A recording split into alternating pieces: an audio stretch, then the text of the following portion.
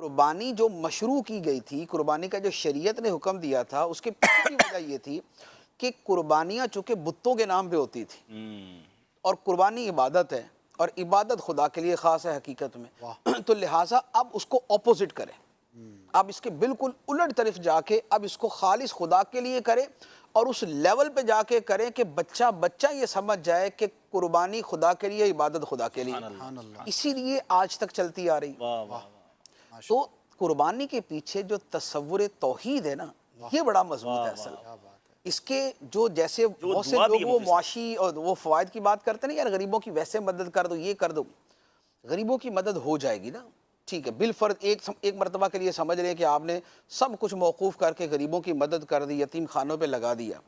इन सारे कामों के पीछे आपकी नीयत भी अच्छी थी, आपने सवाब की नीयत भी की, ये सवाब का तो हो गया, लेकिन क्या इसके पीछे वो तस्वुर तौहीद आ जाएगा? आए हाय,